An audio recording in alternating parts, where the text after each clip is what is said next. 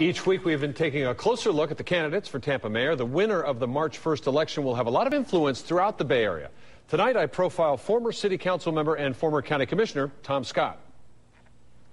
Tom Scott led the 34th Street Church of God long before he led the County Commission as chairman. In fact, it was his role as pastor in a poor community that inspired him to run for office.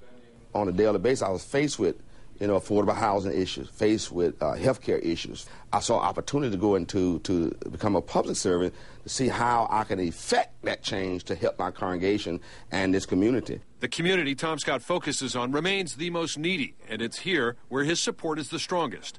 Scott takes credit for forming a community redevelopment area in East Tampa that's resulted in the widening and improvement of 40th Street and has attracted new employers like battery recycler EnviroFocus. But Scott believes he's well qualified to lead the entire city as mayor. I've proven to be a dependable person. I've proven to be a fair person, a principled leader. He's also a passionate, sometimes emotional person. When the Civitas project that would have replaced gritty projects near downtown with affordable housing was defeated in 2004, he took it personally. I know what it means to be in a house and be cold. I know what it means. Scott's hard-scrabbled childhood is never far from the surface. He can chuckle at some of the memories. I can remember the days it was 3 bedrooms. Now, we didn't have a den or Florida room, none of that, but with 3 bedrooms, and all of us slept in all those 3 rooms. 11 children. 11 children, 4 of us in the same bed, 2 of us at the top of the bed, 2 at the bottom.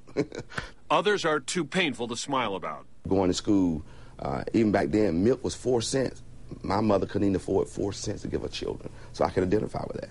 Scott's sensitivity to the less fortunate informs his position on panhandling. Instead of a total ban, Scott supports a partial ban that would move panhandlers off main arteries like Dale Mabry, while trying to address the larger problem.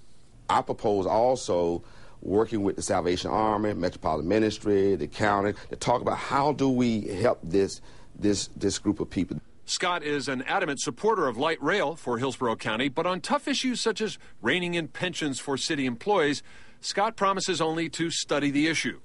His strategy in this election is to ask voters to consider who he is and where he came from. I am a example of how you can rise from that kind of situation and become successful if only given the opportunity and the chance to do so.